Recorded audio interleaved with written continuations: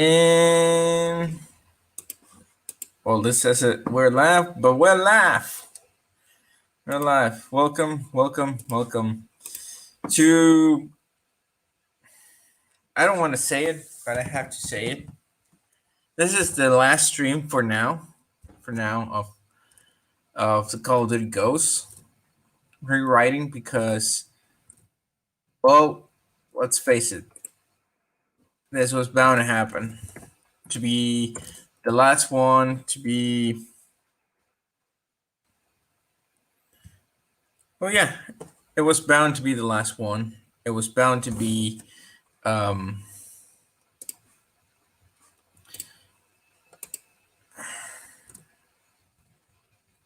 it's just we reached the end. We finished rewriting in general of the Call of Duty campaign of Call of Duty Ghosts. Uh, we we did it. We did it. Hey Shuni, we did it with such efficiency. The general aspects of it. Oh, thank you, Shuni. Yay! Um, we finished the general aspect of the campaign. Multiplayer extension was Monday, even though it was quick, but we just rearranged it. It's more so the details on the Call of Duty extension part that I don't want to give up because I need to first establish the introductory part of it, and then the other one in order to like I need to finish the details of the second part in order for me to actually uh, get a little bit, you know, out of it, like more consistency to the story. Yes, Shuni, we had consistency on it. 10 streams, 10 streams for it. The only one that part of multiplayer that actually took a long time was the assault rifles, but that's because well we had to talk also about the weapons and other stuff of multiplayer of Call of Duty Ghosts. But other than that, we did it. We finished it. In general, it's the details. So this is going to be a recap of everything. Um, it might not last long, the stream, but at least we're going to get a quick recap. I think by the time the story, the script is finished, I might touch it again, you know, and actually post. I think what I'm going to post is going to be, I don't know, the script of the first 3 missions. I'm thinking. If not, I'll just choose random. Other than that, it's done. It's done. So let's go in this a little bit quick. Just let me finish this. Need to send this through here so we can get in our way.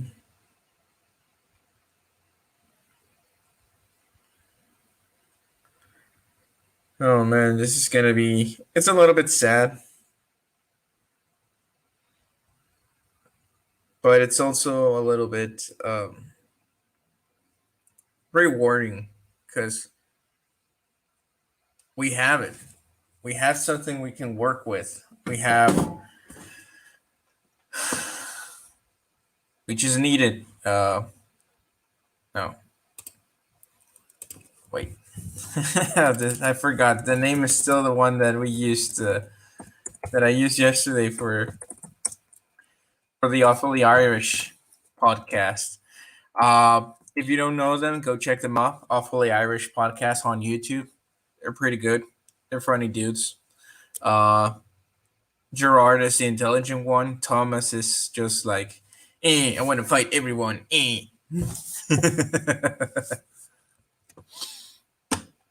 Anyways, all right, let's make a quick recap of the campaign of Call of Duty Ghosts. The original one doesn't explain a whole lot of stuff. But the concept that you get is that there's two brothers in the military, and their father is their boss, and they're going against their father's friend as he was captured and turned into an enemy, because the real enemy is the Federation that was uh, the the Union of South America against the United States. But it doesn't work that way.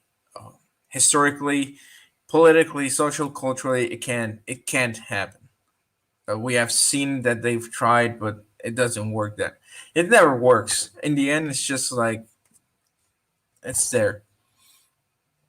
And they can blame foreign powers, but it's more so social culture. They're not. They don't bond to each other that well. So, what do? We create a scenario. We put them in the Middle East. I put an example that we put them on Syria, 2025. Special forces, task force savior, consisting of Rangers, SEALs, Delta, Green Berets, and shit. Good thing I got this open. Uh, oh, and Mark Saw, Marine Special Forces, with a couple of CIA and FBI agents in order for them to actually determine that the operation is going well and there's no terrorists hiding in the hospital, all that. They're starting to evacuate in a big hospital. They attend injured civilians and then they evacuate as much as they can because the UN can't. So instead of them taking over the city, it's more so because of political strains with Russia. It says, I don't want the whole fucking US Army over here. Uh, I will just allow a certain amount of forces, but it's just evacuation, nothing of taking over the city. You know, so it's like limited. So you have Elias Walker as a Navy SEAL. You got as an Army Ranger Merrick. You got Keegan as a Green Beret. You got Ajax as Mark Hawk, and you got Rourke that is a leader, field commander of task force, as a Delta operator. He's a commander. He's not a captain. He's just like a commander overseeing the operation. So you start to evacuate civilians. You go to a rally point in order for you to protect civilians. Go over there with armored vehicles and get them to the hospital to get attended to and lift off to for operation base in order for them to actually just get out uh, of that country and be placed in a refugee camp. Um, so by that situation, it goes south um, in one of their operations of actually going to draw the attention of this Islamic terrorist force uh, away from the hospital. It goes south. Obviously, the five main ghosts survive, but because the ones that went in and rescued them with a whole lot of brute force and just quick, they're designated as another task force instead of task force stalker being the ghost and them just like, oh, it's just rescue. No, they say, oh, because they got a certain amount of chemistry working there. You know what? They don't want to be like very stealth black ops. They want to go in and smash the shit out of the enemy. So we created Task Force Hunter, the Wolf Pack. So it's two units that work in conjunction in black operations. It's just one goes stealth and the other one goes uh, loud. And that's a good thing because then it's like, oh, we got information about this thing and this are in standby, so this can actually go and attack this and this and that. And points of possible intel in their battlefield. They um, maintain it like almost intact, but they breach in it. Try to create minimal damage in those places in order for them to actually just survive it. Ghost is just to collect, take out HVTs and silently gather information. And one of those 5 years later, in one of those operations, um, they started finding out pieces that of of a new entity, like new Merc company out in the shadows. They're starting to recruit either terrorists, Chechen ex-soldiers, all that stuff. You know, in order for them to actually become a powerhouse, like in secret. So they try to go in and collect as much intel as they can. Um, Once they collect the intel, they actually managed to go in operation to go and get the recruiter. They tried to get him, but it was a setup, and Rourke goes missing in that one. You know, he since the house is on the cliff, uh, the FBI agent, instead of actually wanting to take the guy or the intel over there about this organization, he just no, let's just destroy the house and that will be the end of it. It's like you're a hothead. So what happens when ghosts are in and they have some intel? This guy sends in a Jaden to damage the house, damage the to destroy the house, but it damaged the cliff. So when they try to escape, Rourke ends up falling down the cliff, and even though he has a parachute just in case, uh, they have to jump off the cliff because the debris is falling out. You don't know if he survives or not.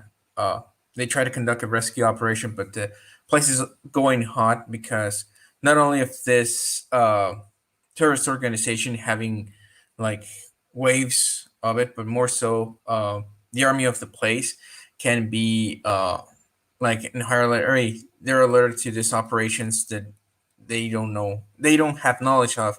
We got to get the hell out of there. So you can't go and rescue work, and even if you try, it's like said, hey, we can't rescue. Obviously, the FBI operator, I think FBI or CIA, we can discuss a task, but still, I think more so CIA. This hothead is like demoted because of the general, and so because I've showcased in those three streams of the campaign that work was more so like an uncle to Hesh and Logan, and like brother to Elias. So when Elias goes back to his kids, it's like, well, Uncle Rourke is gone. He's not coming back. So it hurts. Not only hurts to Elias, but it also hurts to Hesh and Walker because they consider him an uncle. That's how it works in the military. If you have families, even though they're not blood, but they know it. The kids talk to them as uncles or aunties. So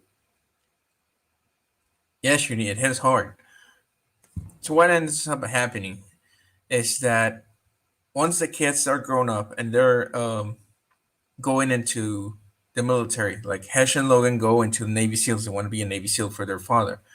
They want to eventually go into the field and get recruited by the Ghost for the Black Operations to actually be with their father in order for them to actually, yes, family. They want to be together, family. Um, that obviously do in a Middle East operation in actually going for this bad guy, but then they find out what that this bad guy was contacting someone more dangerous. They meet the ghosts. They fight with them, and they actually get bailed out by Wolfpack because the firefight's getting too hot, and it's like, hey, here we go. Like we save your asses all over again, just like always. You know, they get rescued, they get recruited for the ghosts. You know, because they have proven that they can't handle it. Um, so they start their operations with their father. You know, they start to dig more and more information about this new organization, and in the end, they find out that this organization is called the Federation. A new way to actually introduce the same name villain, just uh, different point of origin. Instead of being the unification of South America, it's more so an organization called the Federation. Why the Federation? Why retain the name of it? Because it will be a new world order, but different. It's like a federation of united countries under private companies that work in the shadows. You can put it like that, you know. And I actually have a fail safe for that one. Um, in case they want to entice it with in case Activision wants to entice it with the fucking Perseus thing. I actually have a failsafe for that fucking thing. But this is not going to be a storyline with Modern Warfare nor Cold War. This is going to be different, another whole universe. But if they want to entice it, I can actually do it, but differently. But it's going to be so. What ends up happening is that once they start to get to dig up all this information about this federation, they find out that one of the main recruiters is back to where they lost Rourke, and it's like, oh shit! It's like this is where we lost Uncle Rourke, and maybe it's the same recruiter that got away, and we can actually get revenge for him. The ghosts are sent. Wolfpack is in standby on a nearby base, but they're not. They're like, hey, we're going in. If you don't have communication of us by dawn, you go in hard. It's like, oh, all right, yeah, we're ready. But you're like, shit, you're out of support. So you go in at night, Halo jump, quiet, and you get captured. You get captured by this new organization. Um, you get well tortured, and then once everybody's in the cell, uh, surprise, surprise, Rourke is there. It's like everybody's in the cell. It's dark, and then you hear the voice of Rourke. It's like, well, well, well. If it ain't the family back together, lights go out on, and you're like a little blind. It's like, looks like you've seen a ghost. He starts. You're like, the hell, this guy was supposed to be dead, you know. And then it's like, the fuck happened? It's like, oh, it's like I waited for you to rescue me, but let me tell you something, son. Your father, that's his meant to die. So it's like, even though he was captured and tortured, but because here's the interesting thing: they planted seeds on his mind that they were looking for him, but they didn't. Like they had the chance to look for him, but they didn't want to. Even Elias, but they never got the chance because they didn't know anything about this organization. They didn't know the location of Rourke. They didn't know anything. So for almost like 5 years, they tortured Rourke. They tried to sabotage his men because he knows that Elias will go and rescue them. Like not even only the ghost, but also the wolf pack. But because the situation was hot at the moment, and even if it got cold, they never got the green light to actually go in back again and find him. It was not up to them. So what ends up happening is like kind of a brainwash, but more so like disappointment that they never went to. to find him. So it's actually like a also like an inner beef. Is So what happens is that Rourke starts to punch you and kick you, and once he decides to start to kill everyone, he shoots Elias first in over here in the lower part, like near the. So he shoots him with 44 Magnum, but just to like a little torture. Uh, through wounding, and obviously this causes a shock not only to the player, but it's also like, dude, you were his like brother, you were the uncle for this two boys, and now you're decided to kill them all. That's heavy. Um, so when he aims for Elias's head, that's when the attack of the wolf pack starts. It's like they go in and start like taking out fortified positions of the enemy. Uh, you play as them again because you play as them like 2 or 3 times before. You go in, you start going fine. Um, the wolf pack obviously has Riley. Riley's back as a dog. Um, but also the wolf pack has instead of they have their wolf, you know, as a trained military one because they're big and better. So in the end, it's more so like, oh, you go and rescue, and once you find them, you you call in the choppers like, hey, we need medevac. It's like, all right, let's call for medevac. And here's the thing: when the attack starts happening, work goes away, and you're still Logan.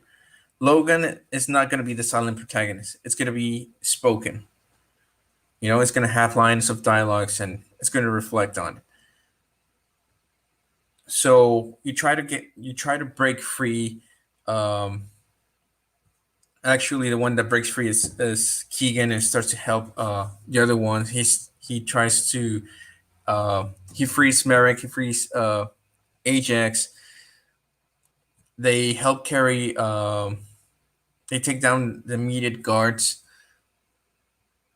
You move even though you're hurt, but you move slowly.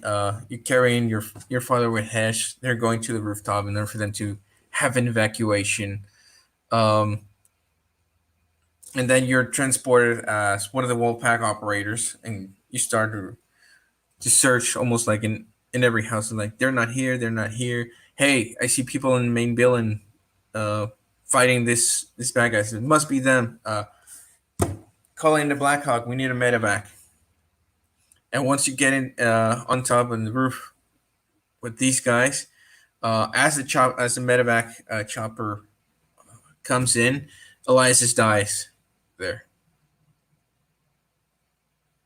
So it's like, yeah, we're gonna save you. Like, many people would think it's like, oh, that's just dramatic. Uh, that's like Hollywood and everything, dude. You haven't heard the hundreds of stories, if not thousands of stories, of soldiers asking for medevac, and they don't get it. They died on the battlefield, or once they're very near, uh, and in the chopper, or not even in the chopper, they died. Special forces, regular, it's over for them, and it hurts. It's not cinematic. It's real life. It's just that in Hollywood, it portrays. Uh, they give it so much sentiment. It's almost like a cliche, but it's not a cliche. It happens. So you can just go ask. Yes, Shuni, it can be made realistic. It can be made realistic. Yes, yes, yes, they do. But hey, anyways, so Elias die, and it actually gives the boys motivation, like everybody, but especially the boys. Hesh and Logan to go after Rourke, like make it personal.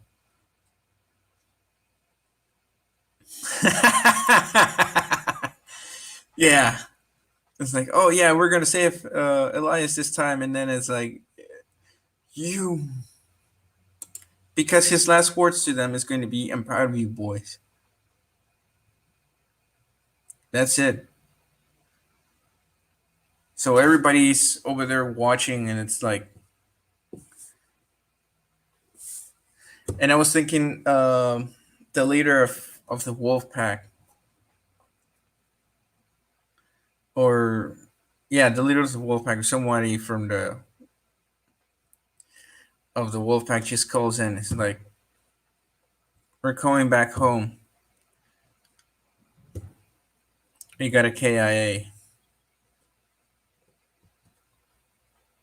but like say it like,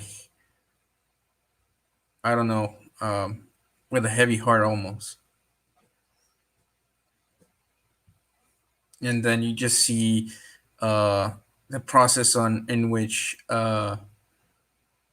they take Elias's body, almost like funeral type, inside the small base that they have over there,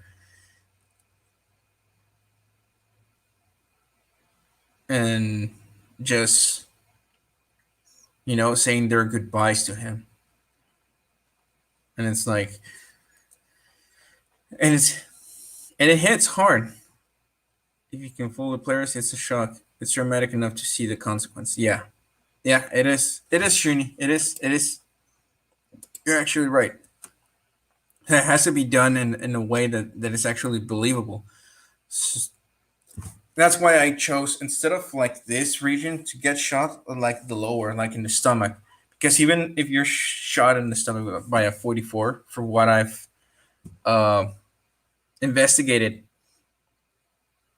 it's like, oh, it's like you're bleeding, but he has to be, you have to be beaten up, you have to be in shock about it, so it's almost like it hurts him. So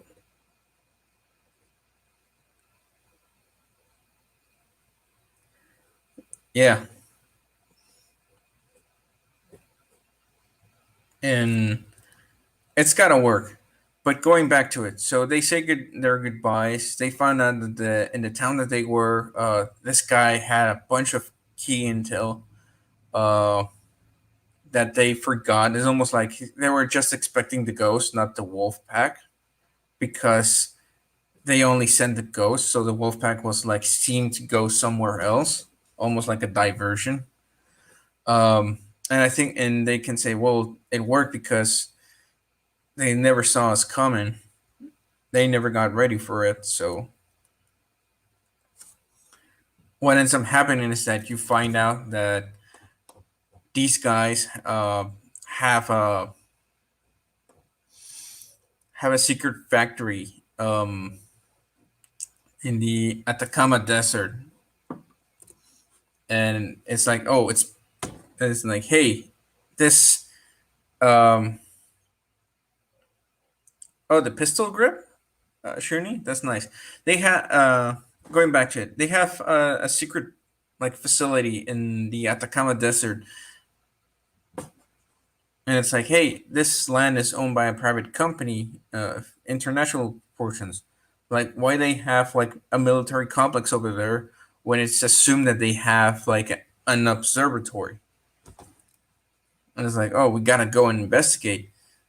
It's like, do you think Roger's there? It's like, if he's there, we're going after him. And it's like Merrick trying to remind him. He's like, dude, first is the mission. Personal stuff has to be put apart. Like, we need to know more about this enemy. And that's why they're reluctant. It's like,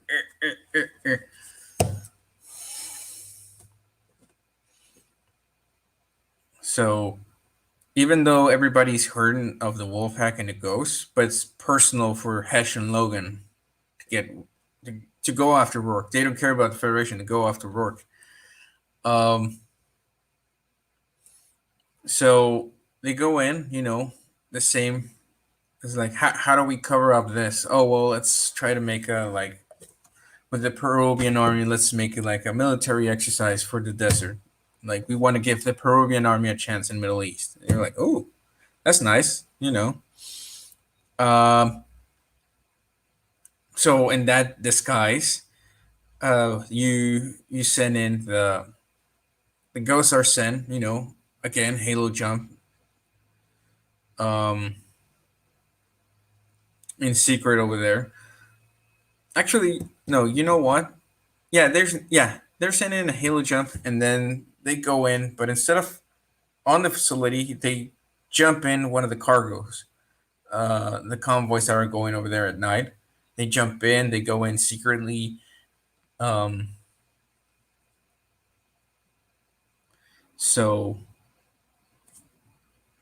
once they're in, they start to take all the intel they can and trying to, you know, they get the intel, but they try to make copies of it in order for them to actually uh, have have something. If the original one gets captured, it's like, oh, we got copies of it. So,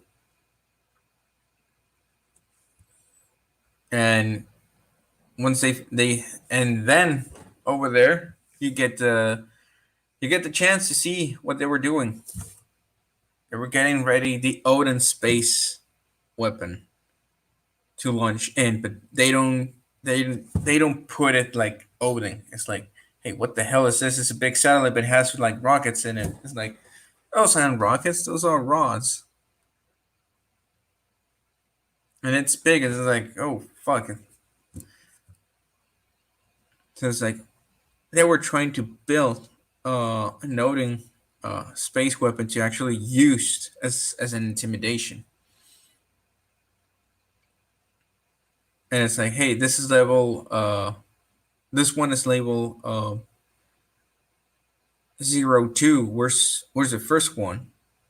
And it's like, oh, the first one is actually scheduled to launch in 2 weeks. Pending authorization of NASA because of the date. So they actually find out that they're making this like Loki satellites, obviously bigger because they have more rods and they're trying to have a bigger arsenal. So then it's like they break radar silence and they transmit. It's like, we got the intel, we need extraction, we need to take down this facility. The Peruvian army is like, why are we loading live rounds on this? It's like, we just got a big surprise for you. And they showcase the intel. It's like, you have to hold down the fort to actually transmit the intel to the base in order for them to actually signify, hey, this is not an observatory, this is a military facility, privately owned, that is making space weaponry. It's like, oh, now you showcase it. Now you understand why they were here.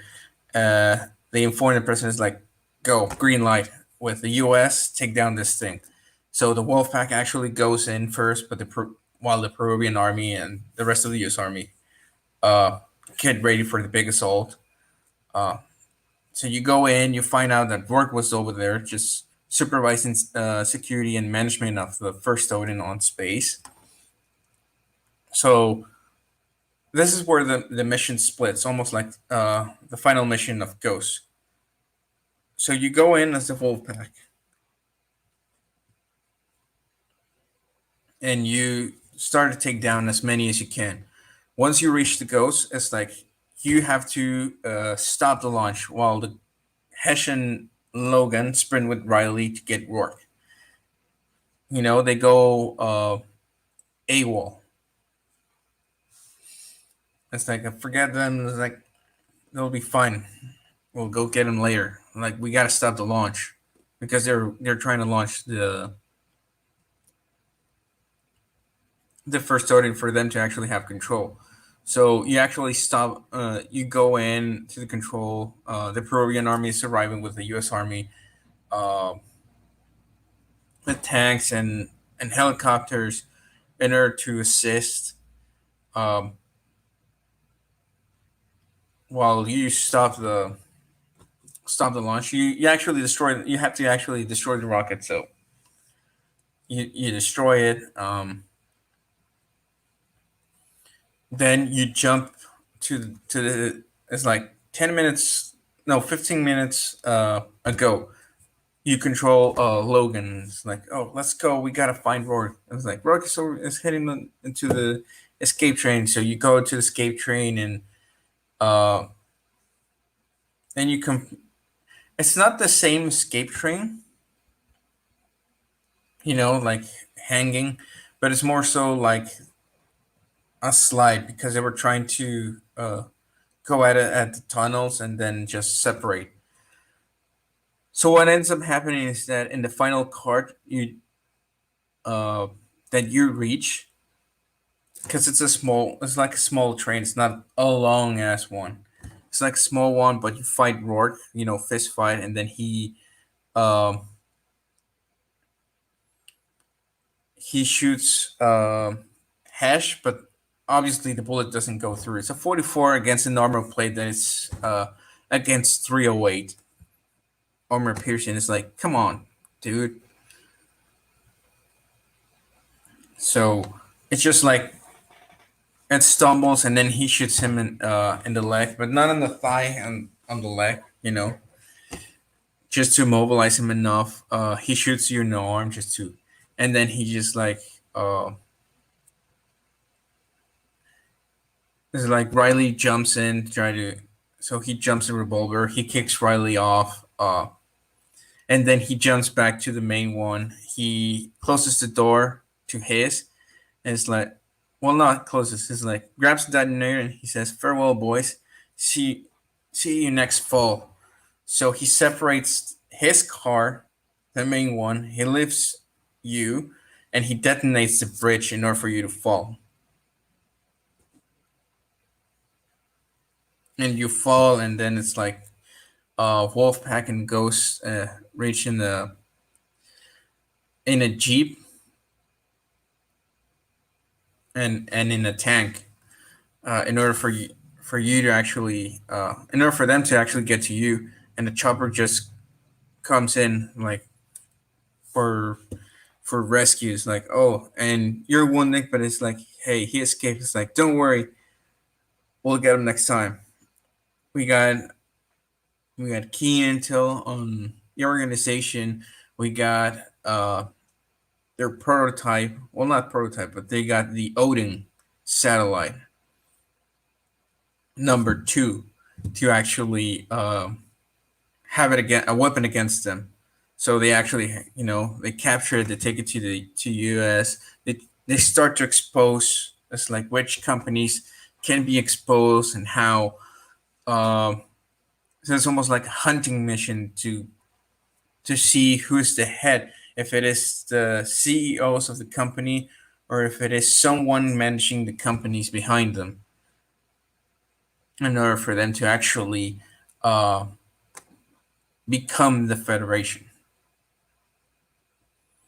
You know, so it's not only the hunt for the Federation; it's also the hunt for Rourke,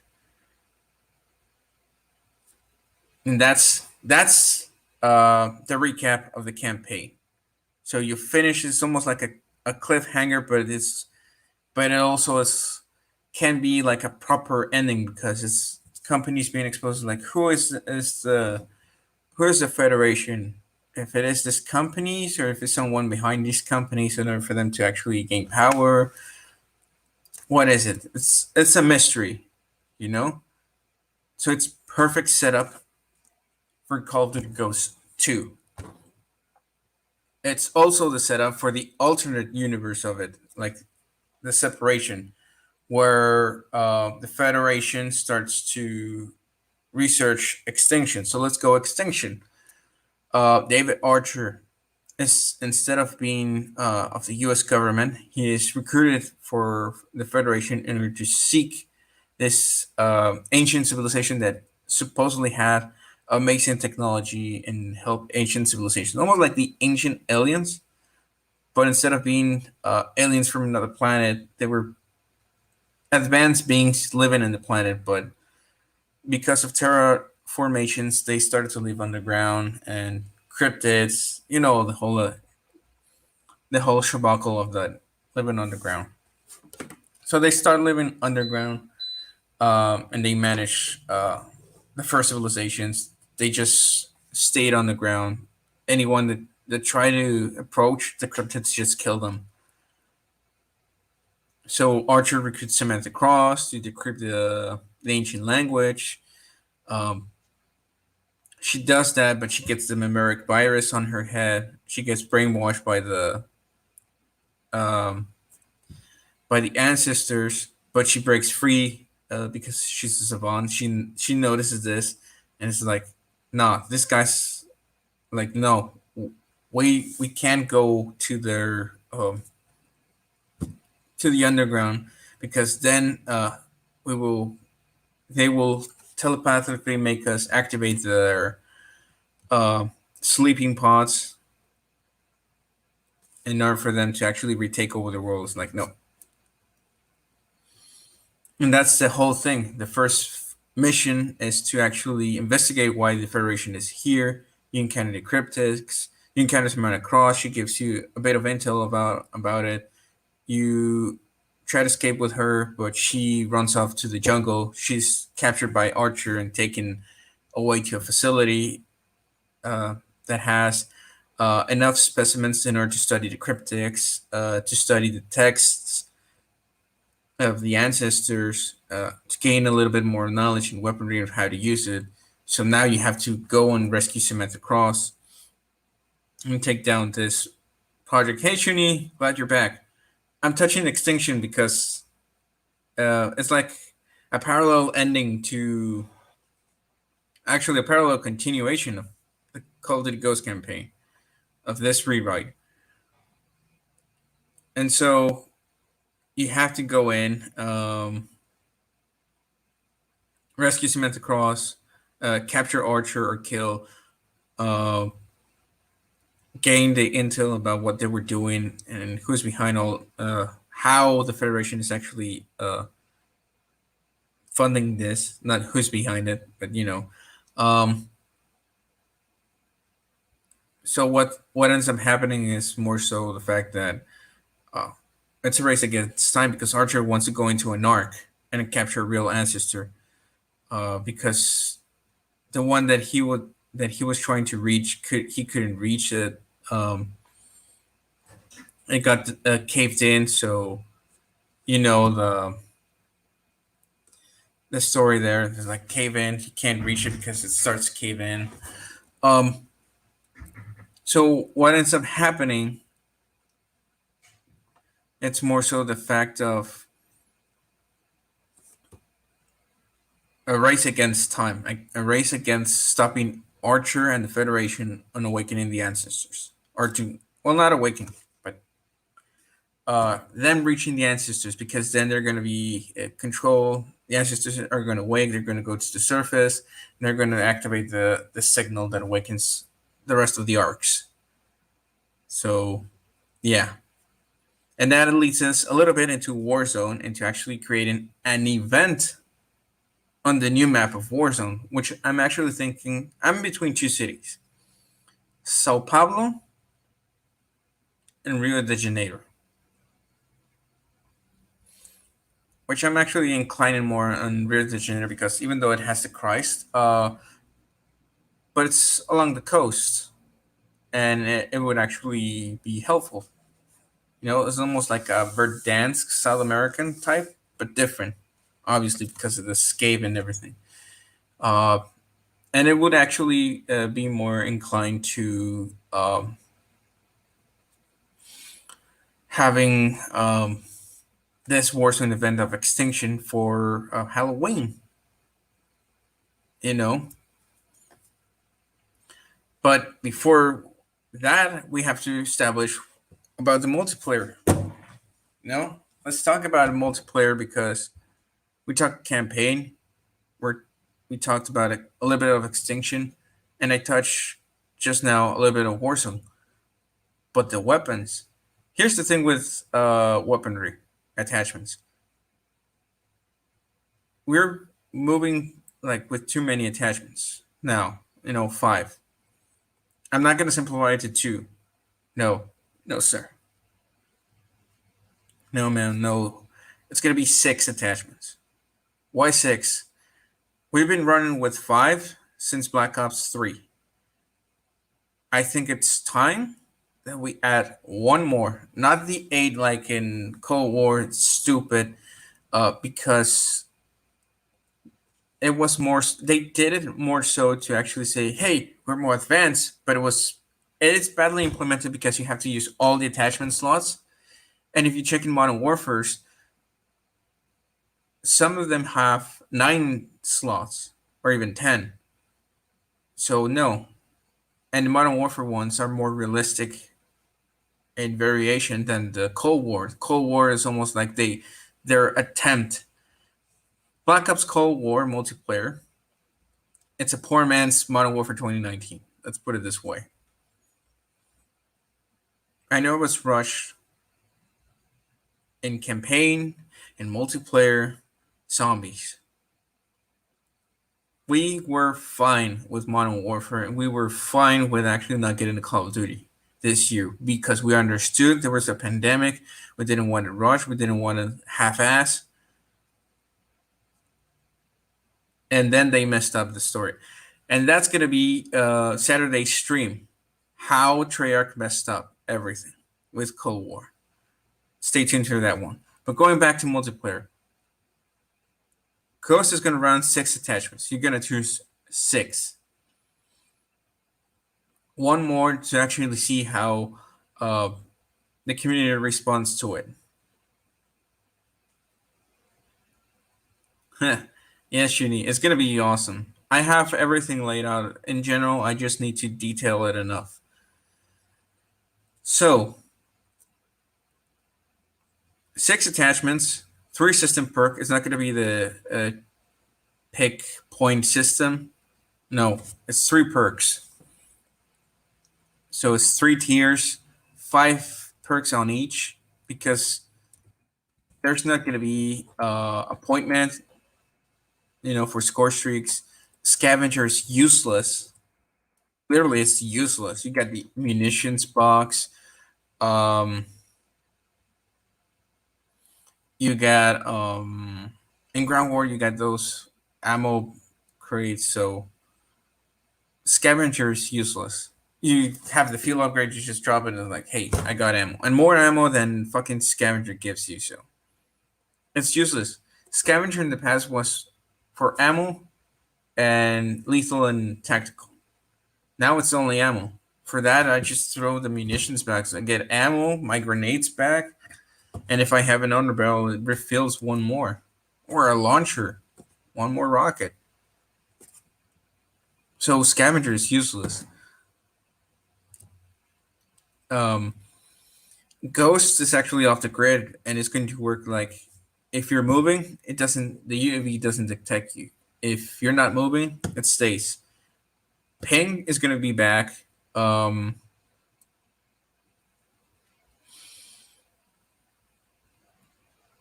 Yeah. I got the tier list. So let's go over the perks real quick. Tier 1, Marathon. Works like double time, but different. Instead of doubling your time at tactical sprint, and recovering 50% faster, it's like when you're crouch, you move. You don't move. It's like only that. Double the time of tactical sprint and recharges faster. Not that if you're crouch, you move 30% faster. No. That goes into another perk. You got cold blooded, against kill streaks, you're not visible. You got blast shield. You got kill chain that I brought it back. over here, and I moved hardline from tier 2 to tier 1 because here's the thing. Instead of kill streaks or score streaks, it's going to be point streaks. It's a hybrid in between. In TDM, 1 kill is 1 point.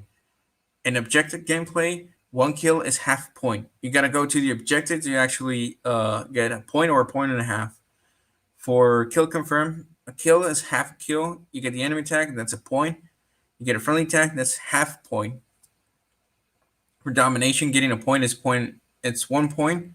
But for converting an enemy point, you get a point and a half. For a hard point, it's point and a half. The longer you stay, you get half a point more. So that's tier 1. And obviously, here's the thing. Kill chain is going to be like the kill chain in Modern Warfare. Here's the only difference between Modern Warfare and Ghosts. You finish your kill streaks. You get your 3 kill streaks, and instead of dying for you to actually use them again or get them again, it's rotational. So you get your points for your final kill streak, you kill again, that's another point for the next set of for your next rotation of the kill streaks. So what are you going to choose? Kill chain? To actually your kill streaks helping you get the other one? Or you're going to use hardline to actually 1 less point? That's going to be an interesting one.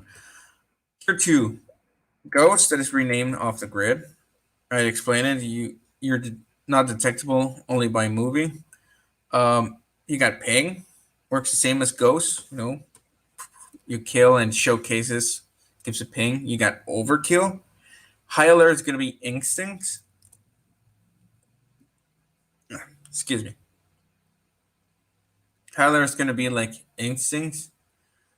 Well, it's renamed instincts in order for you to actually. And you got spotter at tier 2, not tier 3. Tier 3 is going to be amp. It's back. Because amp is like 4 perks of the OG Ghosts in one. It's like, well, there goes like 4 perks. Like gone there, amp. You got tracker, and with tracker, the 30% mobility boost you get is crouch. It's with tracker. You got attack resist. That is battle hardened for Modern Warfare 2019. You got shrapnel, but this shrapnel, instead of 2 lethals, is also 2 tacticals. In order for, you could say they're going to spam stun grenade, but hey, it actually works because I'm going to touch it a little bit later. And then you got tune-up, and tune-up, instead of just granting 40% recharge of your field upgrade, it also lets you re-roll your care package. If you don't like the kill streak, you just double tap, and it's like, oh, another kill streak. Here's the thing. Why shrapnel I added the 2 tacticals also? Because you're going to have, for multiplayer, not only the 6v6, but 10v10 maps, but they're going to be separate. So you got your quick selection that's going to say 6v6. On the side, you got your selection of modes. You click on it, which modes you want to play. And in hardcore, like core, hardcore, and league play. Then down below, you get 10v10, and you get the same, like quick select. Not the 10v10 mosh pit. It's like, I want to play sometimes 10v10 TDM. That's it. No domination, no kill confirm. And I have to go into a mosh pit in order for me to actually play. It's like, no, I'm sorry. It has to be separate. So you got 6v6, you got 10v10. At the right side, you get the quick select of what game mode you want to play. Core, hardcore, and league play for both. Then down below, you got ground war, and it has its quick select because ground war is going to be 50v50. It's workable. You tested it with Mini Royale 50v50, and it actually works. So make max 50-50 for ground war and make it so that they have this 5 modes for you to select. Team deathmatch until 400 kills. You got domination, the one that we have right now. You got this new version of search and destroy, but different. So it's 50-50 search and destroy, but you got one respawn, and it's going to be 3 rounds. So it's to actually act smart within a bunch of people, which might not be, but hey. You got kill confirm, 400 tags, and then you got blitz. Blitz is going to be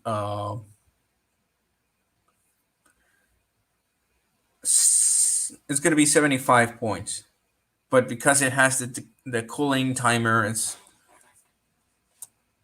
going to be and it's going to be 2 rounds. Well, it's actually 3 rounds, because if it's tied, you get the third or extra round. So it's so those 5 modes for ground war, 50v50, that actually works. Why? Because players are more players, more shit to kill, more chances for you to getting kill streaks. Um, Speaking of kill streaks,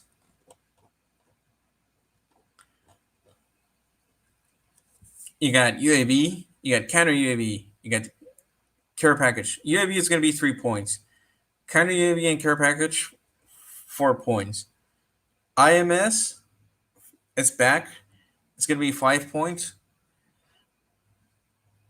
Here's the one that's back, but it's going to be acting a little bit different. The guard dog / wolf.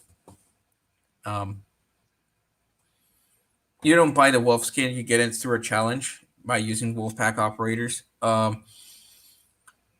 If you have your guard dog or wolf active on the field and you want to execute someone, the execution, instead of being the one that you chose for your operator, it's going to be the guard dog or the wolf doing that execution. You just call him in. It's like, boom, like your dog and wolf kills him. That's gonna be neat. Uh, you got sentry gun at 6 points. Here's the difference between the precision airstrike of Modern Warfare 2019 and the one in Ghosts. The first A10, it's a gun run, like with its minigun, and the second one, because it goes close, drops a cluster bomb and to the area you designate it to. It's almost like cleanse, and that's a variation of it, and it can actually help for objective gameplay, because the second gun run it seems shorter and backwards. Why not just drop a cluster and deny the area a little bit more? Uh, you also got the JDAM missile. It acts like a cruise missile, but it's different. It's 60% more. It's 50% more damage and blast radius. To actually, instead of the cruise missile animation, it's like, no, like there goes the JDAM and boom.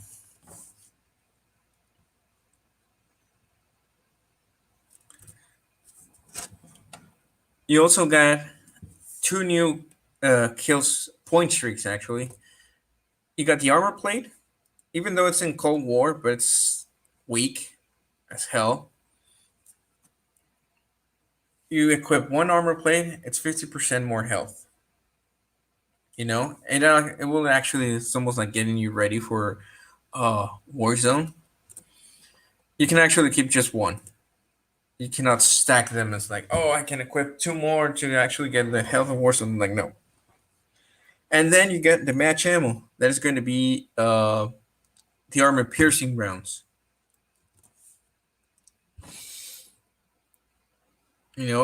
But this, because it's match ammo, it's going to increase bullet velocity by 10%. It works like armor piercing or FMJ. It's only going to be one mag. And here's the thing, because I know there's going to be people of it, it cannot stack with stopping power. So if you have your match ammo kill streak and you think, oh, I got stopping power rounds, no. If you equip stopping power rounds and then equip the match ammo, you just lost your stopping power rounds there. They don't stack. So, wah wah. That's at 6 points, both of them. The IAV is back, 7 points. VTOL is back. Uh, but here's the difference between this VTOL and the one in Modern Warfare is that once you call it in, instead of the VTOL firing missiles at random points,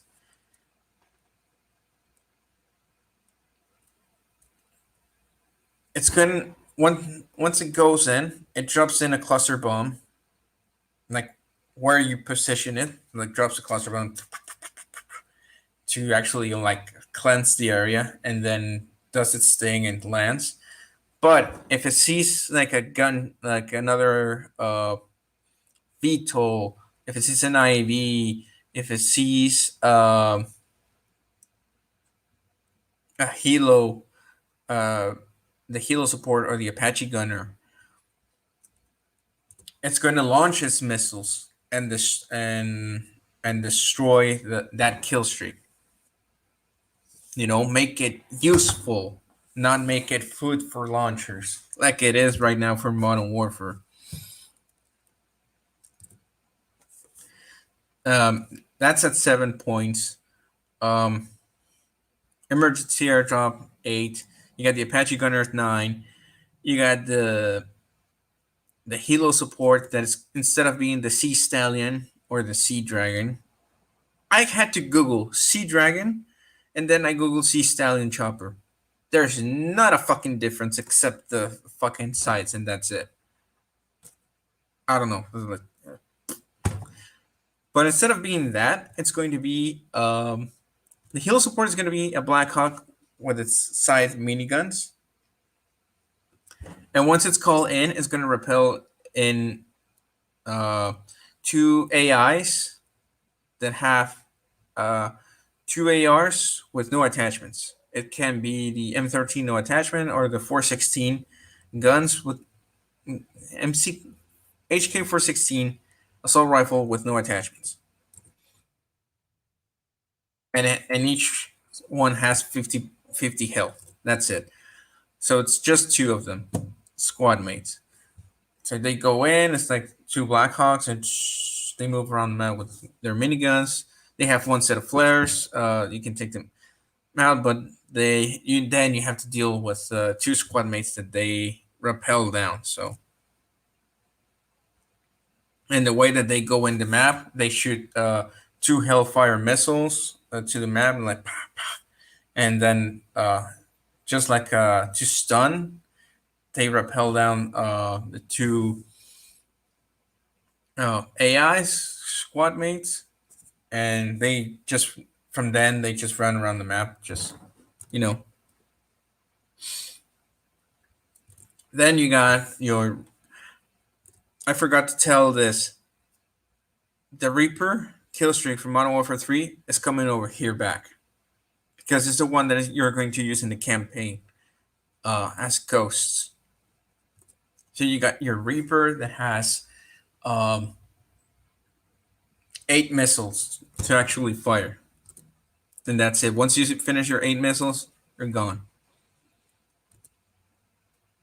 Um, you got the obviously the AC-130. You got the advanced UAV at 12 points, both each. The Juggernaut is actually going to be different. Instead of being a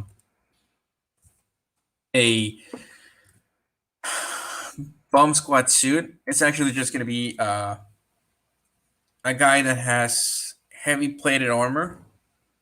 It has the heavy vest, the shoulder pads that they have a gas mask, they have the helmet, and they're carrying a light. There's actually a light minigun, and it's going to be connected to a backpack that has 200 rounds on it.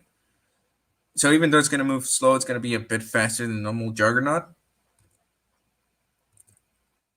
And you got 200 rounds. If you finish the 200 rounds, you drop the minigun, and Doesn't matter. It doesn't have scavenger. You got your pistol, and that's it.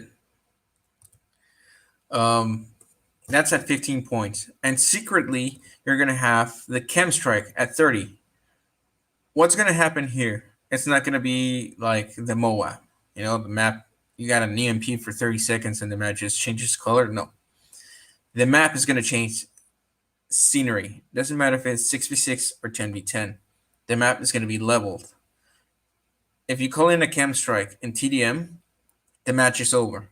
But if you call it in an objective gameplay,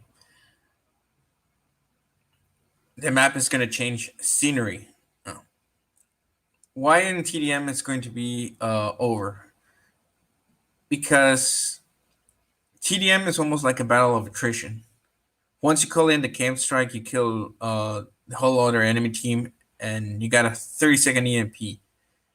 And speaking from experience in the match that I had in Strike Zone when Call of Duty Ghosts multiplayer was on, each time the enemy team call in that chem strike, we got annihilated. It didn't matter which map, but Strike Zone I remember the most because you call it in quickly, and the other enemy team just call in the helo or the sentry guns, and you were wrecked. You couldn't recover that quickly.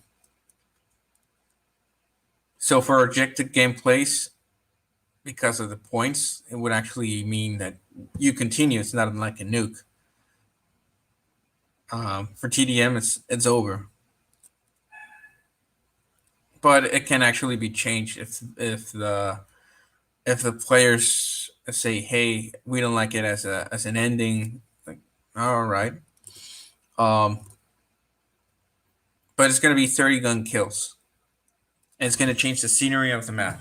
Like you're gonna see it all wasted. All the maps are gonna have that one. And speaking of that, the maps are gonna be dynamic, not the things that we got in Ghosts. So, for example, if there's like a sniper tower, you take a rocket, you take down, you aim it to the tower, and the tower is down. Buildings take damage. Uh, Not like Battlefield that they collapse and they're destroyed. It's almost like you destroy some parts of it, and they're like walls, some of the roofs between floors. So it makes it like it's changing gameplay dynamics. You know, hills, cliffs, um,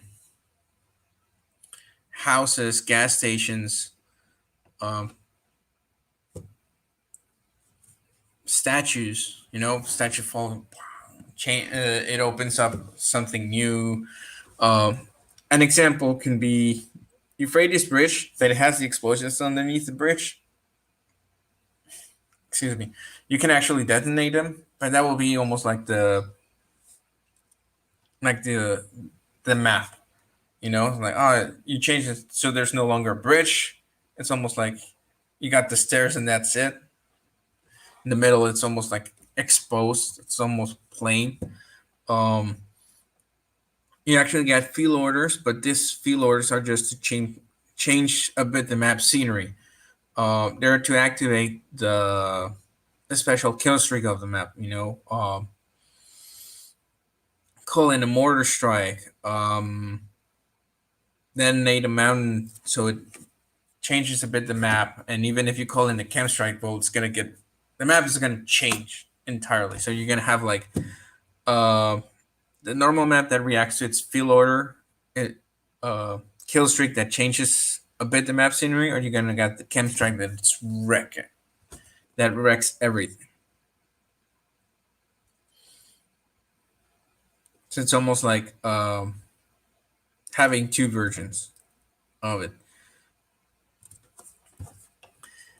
Speaking of, we're gonna touch about the operators. The operators. Here's the thing: you're gonna have the ghost operators, and you're gonna have the Wolfpack ones, and then for the other side, you're gonna have the Federation. But you only got one operator of the Federation, and that would be Orc. So what's gonna happen there? Well, easy. Um, Rourke in those 5 years has been training uh, certain soldiers, so certain types of operators are going to appear in the Federation. Trained under Rourke, or once we get to that point in Warzone where the extinction part can be called in as an event, you're gonna get the extinction operators. Samantha Cross, David Archer, uh, the other ones. And the main thing that actually Ghost did right, and I haven't seen it done correctly again, is your operator. You choose like a mil sim, and here's the 6 things that you can change of it. Face, have a lot of faces. Uh, we don't want Angry Joe screaming that they only have 4 faces. It's gonna have different faces for male and female soldiers. You can change the helmet that can have earwear or not. Um, you can change the uniform. You change the armor vest. You know, you change the shoes. You might not know, but the shoes also change the gloves. So it's like, oh, I want shoes, and they come with these gloves. Oh, nice, they look cool. Or only the shoes, only this no shoes, but it has gloves, and you can change the backpack. Why is that? Simple. Give the player the customization it wants. It doesn't want a whole bunch of operators that have different backgrounds that they're not going to use. They're just going to use like one or two, or the one in the season pass, in the battle pass, and that's it. Just because of the battle pass, but later on, they're going to go back to the favorite operator. So make it so that they can customize their operator and get them those, like, the helmet of the battle pass of the season, the uniform, everything. If you collect all this, you get the whole uniform, and you can mismatch it with other uniforms that you collected throughout the battle pass or having game challenge, or you can buy some of the parts in battles on the store. You know, make it so that they choose one operator and they customize it, and they can save that customization. Have the custom, like, what they want, and then they can choose. Oh, I want to go back to this uniform. I want to choose this uniform, almost like the blueprint of guns, but now on uniforms of operators. And then the operators, you can have it uh, either the same way, or break it down to their operator. Oh, I choose this operator. Oh, so I want this. Oh, I want to change it to helmet, or I want to change it the shoes, the uniform, the vest. So that's that's for customization on the operators.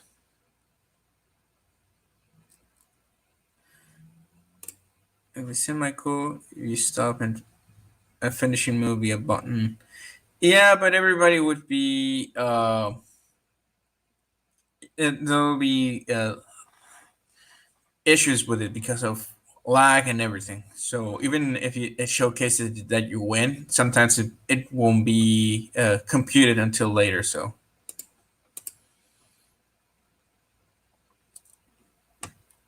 but I think we're at a point that we can actually do that. Um, and because you're moving into the Series X and the PlayStation 5, that are becoming much more similar to a PC unit, a high end gaming PC, you can actually make it work because you can actually exploit it on these new systems. So it's actually easily achievable It just has to be managed correctly. So it would be very interesting. Here's the thing with weapon camos. I saw the post about it, and I was thinking, well, the in-game challenges. Here's the thing with weapons. Even though special forces weapon put the weapon camo all over their weapon, some people don't.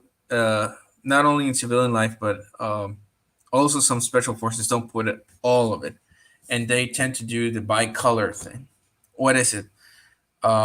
They have their rifle all black, and they just paint the upper magazine and sometimes the stock a certain weapon camo pattern.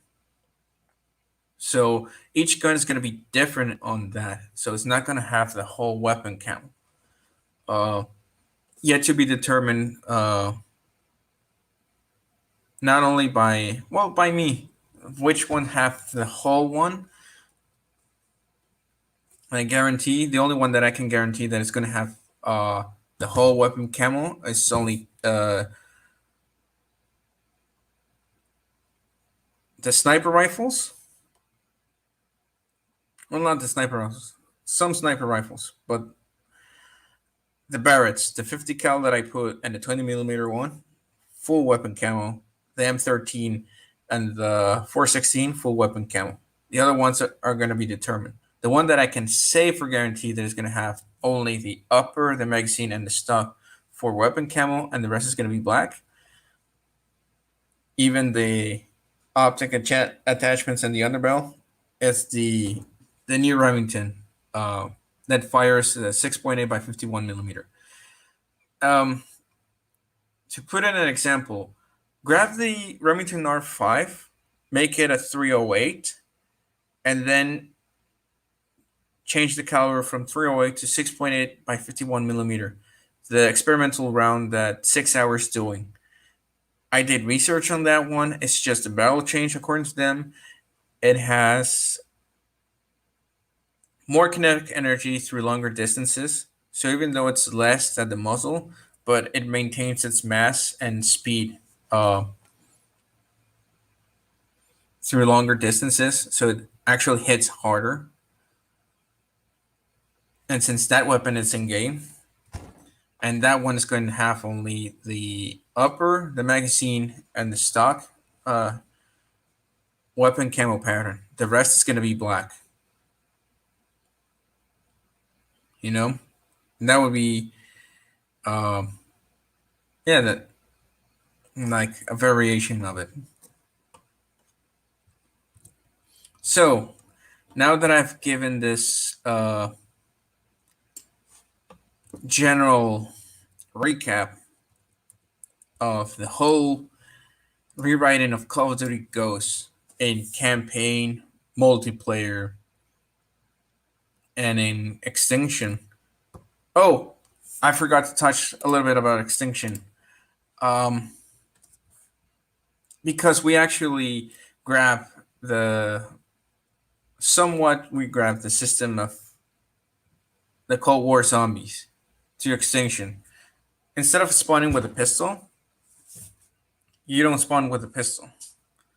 The pistol class is taken out. The same menu uh, of Extinction remains. Only thing out is the pistol class because you arrive in the map with your primary, your secondary weapon, your lethal, your tactical, and your fuel upgrade. Why is that? Because you're supposed to be fully equipped for this. At the time, it made sense because it was like an attempt to actually make something different from zombies. But it doesn't make sense now that everybody's thinking, well, it's no fun, and it's no fun to actually just spawn in a pistol and grab a weapon and it has no attachments. But if you want attachments, pack a punch it, just like or go and find them, like in Extinction. No, but where you can actually do, and it's necessary here to have a primary, secondary, lethal, tactical, and a field upgrade because they're not zombies. Zombies you can easily, even in later rounds, you can actually make a horde, like go in circles, horde them zombies, and then kill them. Here you can. They're cryptics. They jump, they move randomly, they jump onto walls, rooftops. The engagement is different, so you need to be well equipped with it.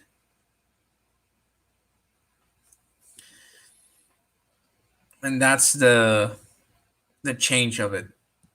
Another quick change to mention is that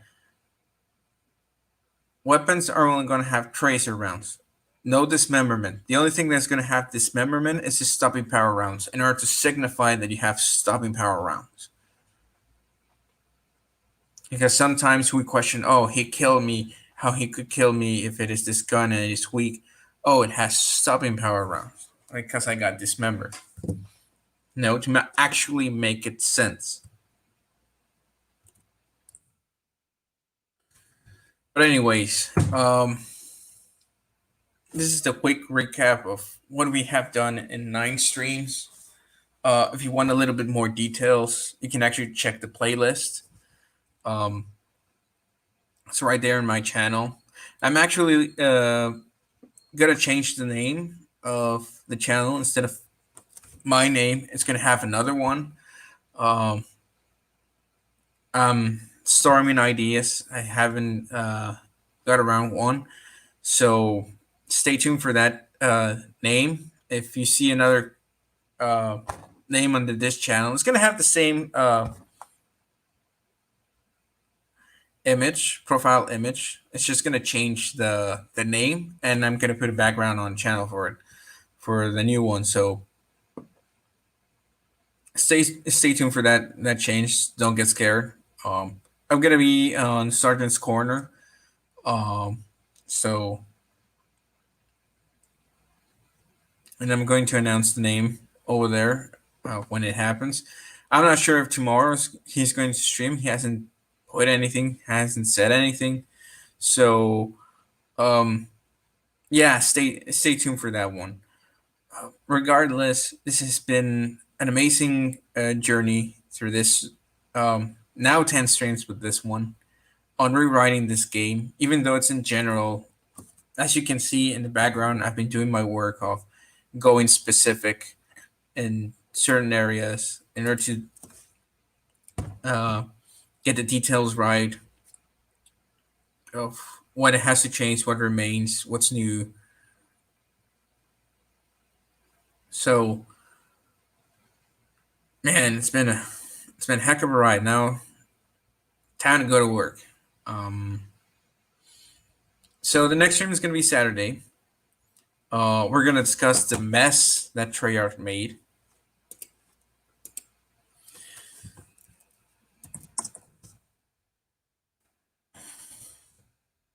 We're going to discuss it. I think it's in 2 streams.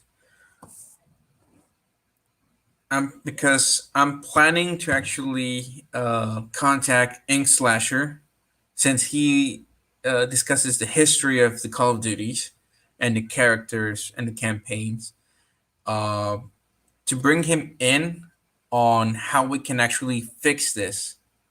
You know, how they can actually retcon a lot of stuff, or if they're going to have to reboot Black Ops 2 to actually make it fit to this timeline. So if I get him in, it's going to be a plus. If not, we're going to discuss it how over here. So don't worry about it. We can actually go it on our own. But if he's available, then he can just chime in and help us with this mess that Treyarch just did. And it seems that it's going to be carry on to this new Call of Duty that's coming in World War II. I don't know. They just dropped the ball. But anyways, it's been a pleasure. Thank you for tuning in. Shuni, you've been a great help. great support. Um, if you if you're watching this, like and subscribe. Share this to Activision and Infinity Ward. They might like the story. They might pick it up. Contact me and make this Call of Duty reality. It actually seems more plausible, more appealing. Hey, I'm this Call of Duty, even though it was hated and disliked by everybody. I'm one of those few people that actually liked it because it helped me keep in contact with my friends from the US. When I came back, it helped me keep in contact with them. It helped me maintain the relationship. We went into clan wars. We battled through it. We got into diamond. We win one diamond. So for me, this Call of Duty holds a special place in my heart for it. So I'm glad that I have now the capability to actually rewrite it a third time because I tried it 2 times and it didn't work. Now this one makes more sense because I have more knowledge of how the world goes around. So and have more knowledge of what uh, the Call of Duty, how Call of Duty is moving forward. Um, so thanks for watching. Like, subscribe if you enjoy the content. Share this video to Activision and Infinity Ward. They might pick it up, as I said. Um, make this Call of Duty a reality. And hey, maybe next time I'm streaming. I'm streaming from their headquarters or a house near their headquarters or in the U.S. actually, telling you that it's on process. So as always, stay safe, take care of yourself, physically, mentally, and spiritually, everything actually. Um, take care of your loved ones, tell them you love them. Uh, go Baltimore Ravens and blueberries. Lives matter. That's a joke that Shuni and I will understand, or everybody in Sergeant's Corner are not really Irish. Hey, till then, Saturday, 2 p.m. Central Time. We're going to discuss the mess that Treyarch did. So until then, this is a Wolfpack leader signing off.